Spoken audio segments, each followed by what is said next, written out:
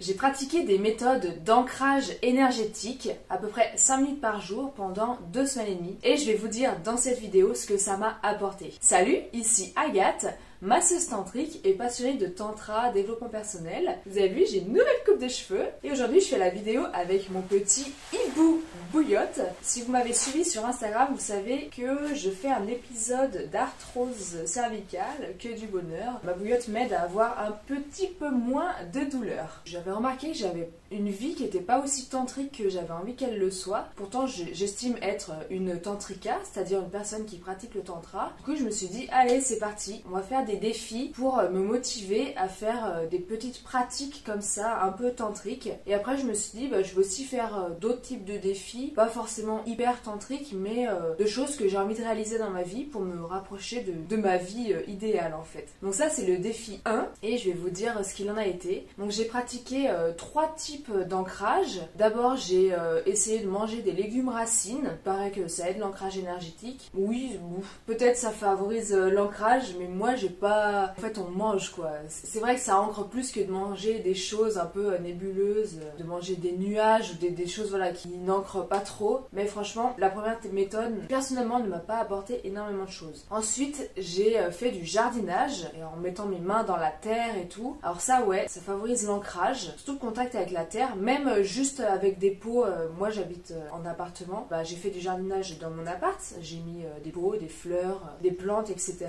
Et rien que ça, déjà, franchement, ça m'a bien ancré. Je sais pas, ça fait du bien. Il y a une sorte de contact avec la terre, avec la nature, qui réunifie, qui fait franchement du bien. Si vous avez un jardin, vraiment, allez jardiner, ça fait un bien absolu. Et en appartement, franchement, le jardinage dans des jardinières ou dans des pots de fleurs, c'est aussi très bien. Et la troisième méthode que j'ai faite a été vraiment très très chouette. En fait, c'était plutôt de la méditation, visualisation. Alors ça marchait le mieux quand j'étais en pleine nature et assise sur le sol, en tailleur, ou alors vraiment en touchant la terre et en mettant pieds nus, en touchant aussi le sol avec mes pieds nus et mes mains nues. Voilà, dans une position un peu... comme ça, vous voyez. Très belles expériences et je pense que je vais continuer à le faire. En fait, je méditais en visualisant ma connexion avec la terre, en respirant en fait dans mes chakras, en respirant depuis le centre de la terre et en expirant jusqu'au centre de la terre. C'est des types de méditation qu'on peut faire dans les stages de tantra. Et en fait, j'étais tellement concentrée sur cette visualisation-là que du coup, j'arrivais à être pleinement dedans. Parce que moi, d'habitude, la méditation, c'est pas trop mon truc. J'ai un esprit qui vagabonde beaucoup. Mais quand il y a comme ça des visualisations assez puissante, ça m'aide et franchement l'effet il était top quoi. En 2 minutes à peine, oula j'ai un peu mal au bras, oh, pardon mais j'ai mal au bras aujourd'hui. C'est, je sais pas, la douleur de l'arthrose en fait elle se déplace de jour en jour. En ce moment je fais de la kiné, de la rééducation kiné. Chaque jour en fait ça se déplace. Bon, ça va mieux qu'avant, je suis sortie de la crise de douleur mais là aujourd'hui aussi c'est pas mal.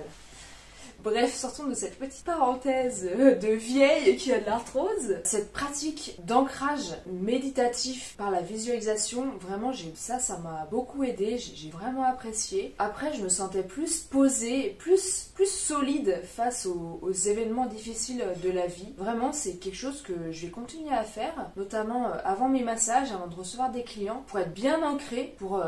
pouvoir ramener les clients à la terre quand il se passe des choses en massage, qui est aussi quelque chose qu'on attend d'une masseuse tantrique. Donc vraiment, je retiens cette méthode et je vous conseille de la faire, au moins de la tester si ça vous intéresse, c'est vraiment intéressant. Ah oui, j'ai oublié, j'ai fait une 4e méthode, j'ai marché pieds nus dans la nature. C'est pas mal aussi. Pour moi, c'est surtout une visualisation de me sentir en lien avec la terre. Globalement, en fait, je marche pieds nus tous les jours dans mon appart, sur le carrelage, pas spécialement dans la nature. Du coup, c'est vrai que pour moi, marcher pieds nus, c'est un peu la norme, quoi. Sauf quand je suis dehors sur le goudron, il y a des bouts de verre, etc. Voilà, je marche en tongs. Mais voilà, en pleine nature, marcher pieds nus, c'est pas mal, c'est pas le meilleur. Voilà, le meilleur, c'est la méditation avec visualisation de contact avec la terre, respiration, enfin inspiration et expiration depuis le centre de la terre en passant par les chakras racines, les chakras d'en bas. Vraiment la racine en imaginant que ça remonte ensuite toute la colonne de chakras et que ça redescend toute cette colonne de chakras. Vraiment.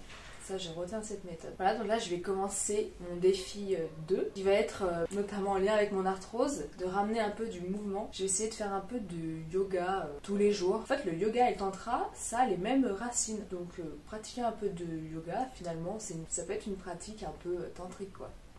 À bientôt pour ma vidéo qui vous expliquera qu'est-ce que le yoga m'a apporté, enfin du petit yoga tranquille. L'idée c'est de faire des défis qui soient faisables par des gens qui travaillent, donc pas forcément beaucoup de temps disponible. Donc ça va être que voilà 5 minutes, peut-être un quart d'heure par jour maximum, ou alors une grosse session pendant la semaine de une demi-heure, 1 heure, 2 heures, mais pas plus. À bientôt!